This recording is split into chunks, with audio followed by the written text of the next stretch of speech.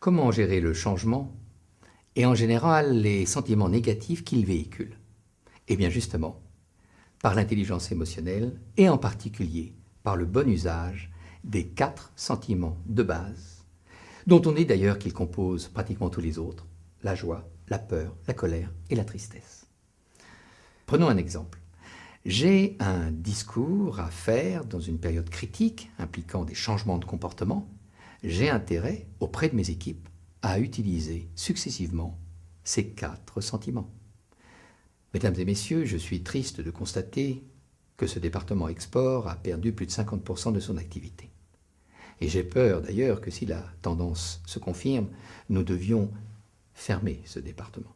Ce qui me met en colère, compte tenu des investissements, des efforts que nous avons déjà déployés pour ce département.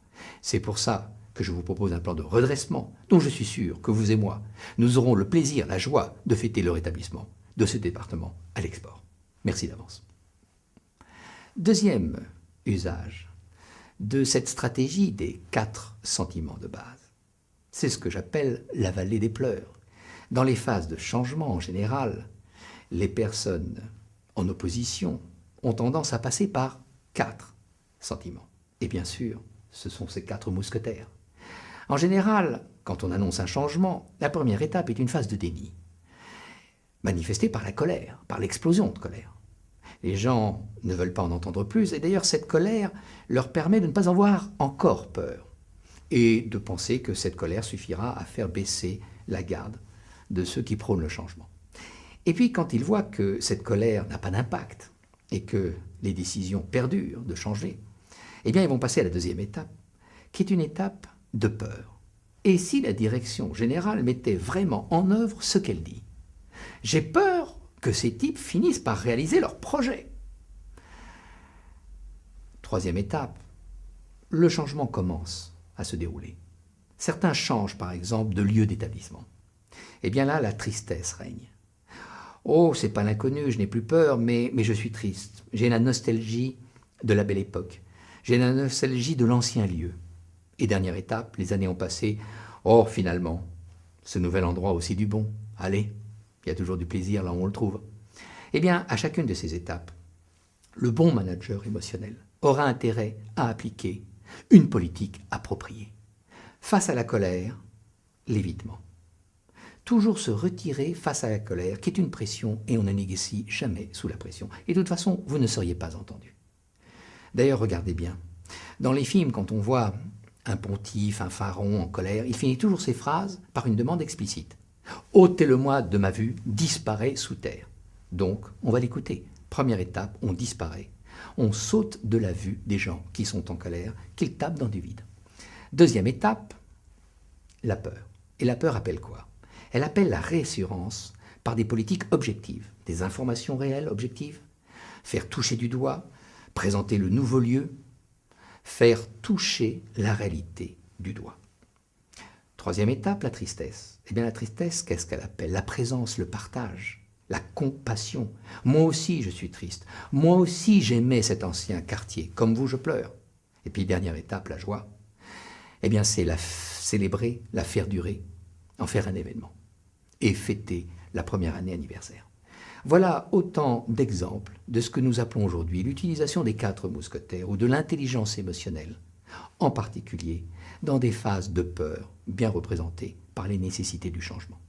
La mauvaise utilisation de ces 4 sentiments peut être désastreuse. Vous avez effectivement des personnes qui ont l'art de traiter les sentiments par les actions qu'ils ne réclament pas. Prenons un exemple. La colère appelle la disparition et, inversement, la tristesse appelle la surprésence. Eh bien, vous avez des personnes qui font l'inverse.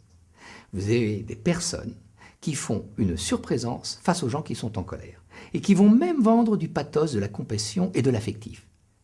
Le mari ou l'épouse est en colère et le conjoint va lui dire « Mais tu sais pourtant, mon chéri, ma chérie, nous t'aimons tous dans cette famille. » Et l'autre va redoubler de colère. Pourquoi? Parce qu'il se sent coupable d'être en colère en plus contre des gens qui lui proclament leur compassion. C'est ce que j'appelle le syndrome de la Saint-Barthélemy. Le roi de l'époque, Charles IX, était en fait le moins anti-protestant des rois catholiques de l'époque, pendant les guerres de religion. Alors quand il décide de la Saint-Barthélemy, il a une phrase qui est terrible. Il dit maintenant, tuez-les tous. Pourquoi? Pour qu'il n'en reste aucun pour me le reprocher.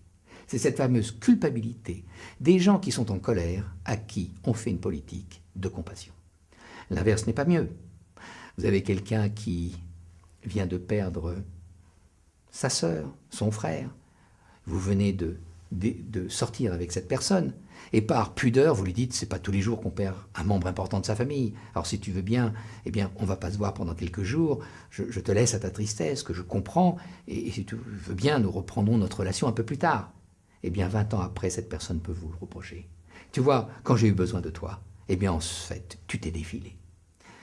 Souvent, par timidité, par pudeur, nous disparaissons face à la tristesse des gens qui, en fait, ont besoin de nous. Autre inversion, vous avez des gens qui vont, face à des personnes en peur, utiliser des outils, en fait, de compassion. À une époque, je faisais du parachutisme, de la chute libre, et je me souviens à mon premier saut en chute libre, avec des amis, petit club de province, très amical. Un de mes amis s'avance vers moi et me dit « Tu sais François, on est tous avec toi, on sait ce que c'est, on forme une bande d'amis, on t'aime, tu fais partie de l'équipe. » En fait, ça m'a énervé. Je ne pensais qu'à une chose, c'était revenir à l'objet, vérifier mon parachute. Et je devais subir la glu des sentiments de quelqu'un qui me distrayait de ma sécurité par l'objet. Inversement, vous êtes triste, par exemple, vous venez de perdre votre emploi. Et votre conjoint vous dit « Mais je ne comprends pas, tu as bien négocié ton départ. Tu as une indemnité transactionnelle sur 2 ans. Alors pourquoi tu es triste ?» La personne ne comprend pas que la tristesse n'a rien à voir avec des avantages matériels qui ne sont là que pour rassurer. Et la personne va lui répondre « Mais ce n'est pas le problème. Le problème, il est que quand je te regarde, quand je regarde ma fille, quand je regarde mes amis, quand je me regarde devant une glace, je ne sais plus qui je suis. J'ai des états d'âme. Je me perds dans la tristesse. Ça n'a rien à voir avec l'indemnité transactionnelle que j'ai négociée. » Voilà quelques exemples où il faut faire particulièrement attention à la bonne gestion de ses sentiments au bon moment. En quelque sorte, faites une gestion non émotionnelle de vos émotions et de celles des autres.